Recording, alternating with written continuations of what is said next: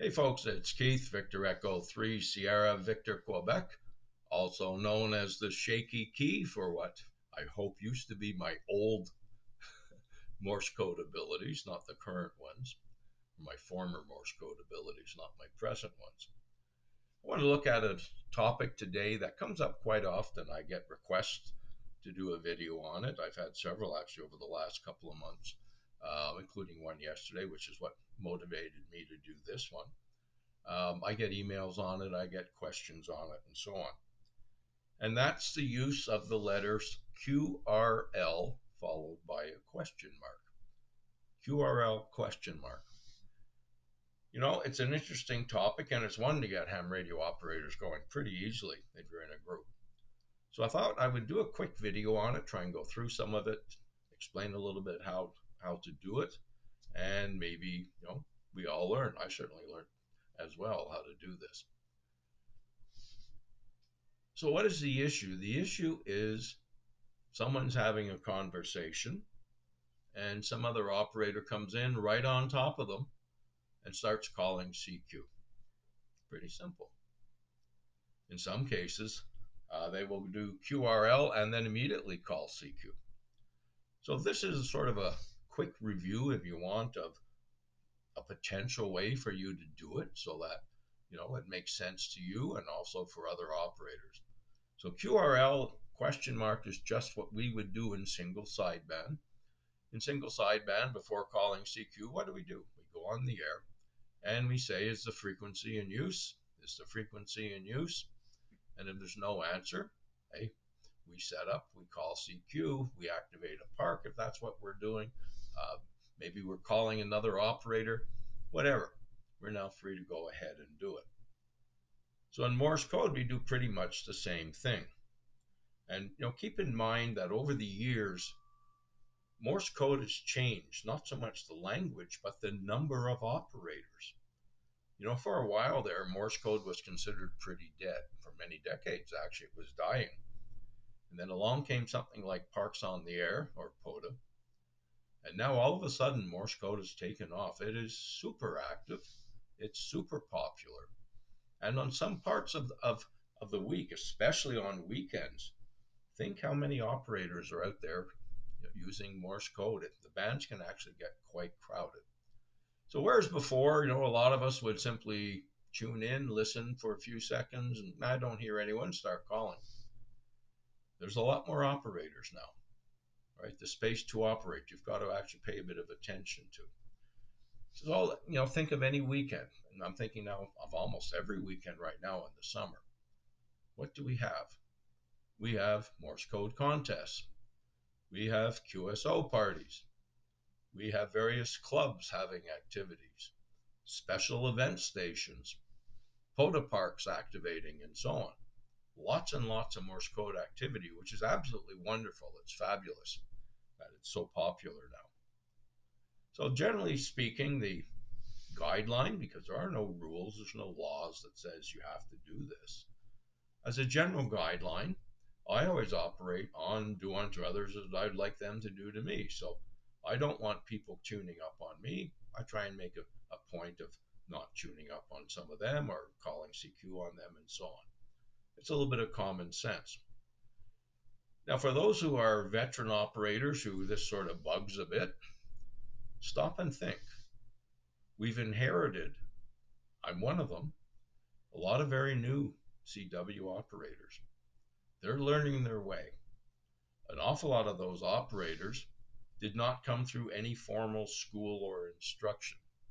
They may have been like when I was first taught, memorize the alphabet in Morse code. Now they're on the air, which is wonderful. They may have been using some Morse code apps. They may have used a Morse code website. And they've learned the letters, they've learned the numbers, they've probably learned most of the abbreviations. But nowhere along the line have they been exposed to, well, what some people call the protocol. What happens when you make a contact or what happens when you're calling CQ. So there's a little bit of sympathy there because these guys are struggling. They're doing their very best. And for the most part, they're learning as they go. And that's why this video is here, hopefully to help people realize some of the processes involved and make it a little bit easier. Now, for any new operator, and I've been one of them, not that far back actually, when you stop and think about it, you're going to call CQ for the first time. You've made up your mind you have to do it. You're tired of just answering CQ calls, or maybe you've been hunting parks for a while, and you've been hunting. You've got who knows, a few hundred parks under your belt as a hunter, and now you're deciding to go do it as an activator. So you're sitting there, got your key in your hand, assuming you're using a straight key or you have a paddle, whatever it might be. And this is going to be your very first time. So what's happening? The adrenaline is going like crazy. Your nerves are just incredible. And in some cases, you're almost a basket case, but you're determined to do it. So what do? You find a frequency. Okay, let's get it over with. And you call CQ whatever. Now, what you should have done, calm down, take a deep breath, find that frequency, listen carefully. Do you hear anyone? You may not, especially if it's during the week when it's very quiet. Weekends, you might hear someone. And if you hear someone, well, you just move up or down the band a little bit more to, listen again. If you still don't hear anyone and you're getting ready to do it, call QRL question mark. Now, one of the difficulties with that, especially for new operators, is that's an interesting combination of letters in that because they're a tough combination. So if you're nervous, sometimes it's hard to send. We don't think of that, but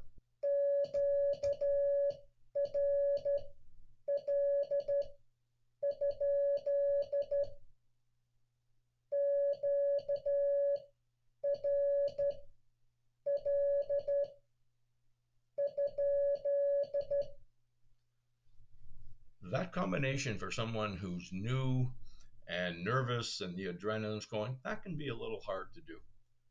So if you have a radio and it's got a memory, plug it into your memory. You get all that stuff out of the way. So as an example, it's going to come up something like this.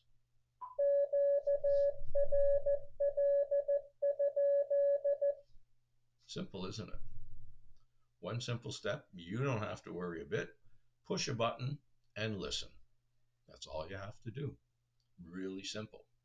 You may hear nothing. But again, keep in mind, you may only be listening to one half of a conversation that's taking place.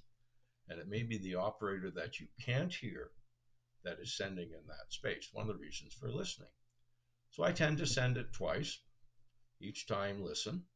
If I don't hear anyone, give it a try.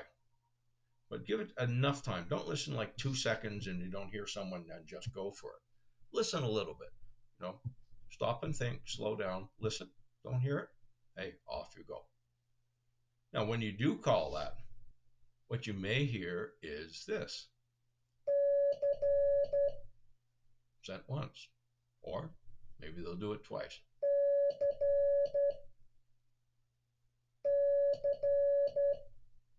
The letter C. And that replaces the Spanish SI or C, right? Just like we use the French or Spanish DE when we're doing, calling CQ. It's the letter C. That may be all you're going to hear. So if you hear someone sending C and you go, what was that? That's someone telling you they are on that frequency. You may also hear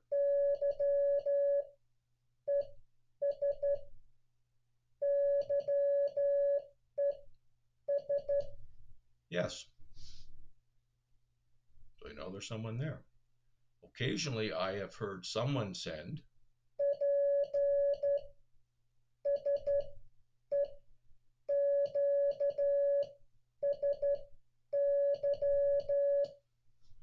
PSEQSY.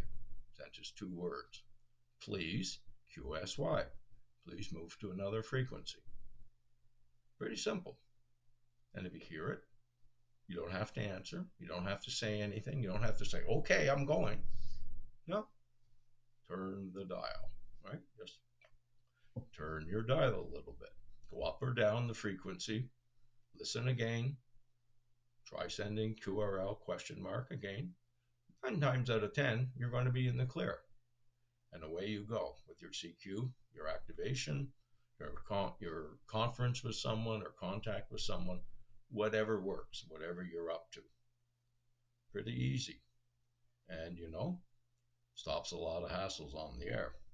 Another thing to keep in mind, and again, this is just helpful advice. It's not a requirement, it's not a regulation, none of that. Keep in mind what part of the band you are operating in. Especially in the Morse code band, you will find that certain types of operators congregate in certain spots. So if you're on, let's say 40 meter band, so somewhere between 7.001 to 7.026.0, somewhere in there. That tends to be where the fast operators are. A lot of high speed DX stations. You will find operators in there, 25 words to 55, 60 words per minute and more. So if your speed is 8 to 14 words per minute, do you really want to go down and try and call CQ in there? Because there's an awful lot of fast operators. Now, I know some of the Japanese parks, as an example for POTA, they're usually down in that section. So if you're trying to reach a Japanese park, you may have to go down there and try and call them or answer their CQ. But again, if you are just going in to have a general conversation, you just want to call CQ and see if anybody will answer, why not go to part of the bands where it's a little bit slower, right? 7.026 as an example, and up a fair ways. So you can find that information out. I've got videos that show you where some of the slower operators are, so you know where you're going. There's lots of different places you can look. And it's just common sense. Another thing to keep in mind, and again, like I say, just a suggestion. There are lots of areas, lots of organizations that have call frequencies. So a lot of the QRP folks, they have special QRP calling frequencies because they're all low power. Um, Look around, see where they are, and I'll show you one spot in a minute. It makes it easy to find. Not only that, the ARRL, they put out a sheet of paper which you can download called the ARRL Considerate Operators Frequency Guide. So you know what frequency certain groups or operators are on. It helps you to avoid trying to set up and call CQ on top of people. Simple thing to do. Now, the other one that I like a lot, and I use it a lot myself, the Reverse Beacon Network, or the RBN. Now, many of you should know what that is, so if you're a veteran, you do. If you are newer to Morse code, you may never have heard of the RBN, Reverse Beacon Network. I've got some good videos on it that show you how to use it. But there's also a part of that network, that RBN network, that even a lot of veteran operators don't know about. And it's funny because I did a video on that, and I don't know how many people said, hey, I've never heard of that before. And that was me a little over a year ago when someone I know very nicely sent me a note and said, hey, here's a new section that you should be looking at. So it's the Morse code RBN Club Spotter, CLUB Spotter. And what happens on this page, if you are a member of, say, SKCC or FIS or CW Ops, all of your memberships have been put in. So if you're on the air calling CQ or whatever, you'll show. Your call sign comes up, the RBN picks you up, shows your call sign, it shows the groups that you belong to, and will show the words per minute that you're operating at. But it also has on there all the frequencies. So all these club frequencies are there. So it's a simple way to go and check out. If you're thinking, well, maybe I'll go on 14.050.0 today. Well, go and check. Scan the page. Is that a frequency that a lot of people use? It may very well be. So is that the best place for you to set up? So all you have to do is go up or down a little bit, get out of the way, because you don't want to interfere with other people. And remember, a lot of the people using those frequencies are not using 5 or 10 watts. You've got people using 500 watts. So if you're sitting in a park operating, 5 watts, 10 watts, 20 watts, and you're competing with stations that might be using 100 to 500 to 1,000 watts, it's going to make your activation a little bit more difficult. So, common sense, nothing more than that. So here's the spotter. I'm going to do it right now so you can see what I'm talking about. So veteran op, new op, you may find something here that works for you. All right, so this is the page I am talking about. If you look at the top, the you can find it at rbn.telegraphy, telegraphy.de. And this is what the page looks like. And if you look at the top of the page, now I've got a list of all the different clubs in here. There's no filter, so you can actually put down what particular clubs you want to look for. But these are all the different clubs. And if you look over here, you've got the various bands that you want to look at. So if you're only doing the 20-meter band, all you got to do is get rid of all the other bands and focus on 20 meters. Now, if you go down the page a little bit, let me just move that over. There we go. Look what you've got. Here are the main frequencies for the clubs that I've identified. I've selected a bunch of clubs that I would like to make contacts with. Maybe I'm collecting their membership numbers, whatever the case might be. Here's the frequencies. There we are. So I already know if I want to go on a particular frequency, well, there's one there. Will I go on to 14.025? Good question, because we know that's a pretty active frequency. Look at all the clubs that may be on that frequency. So it's a simple way of doing a check. It doesn't take too long. You can do it the night before.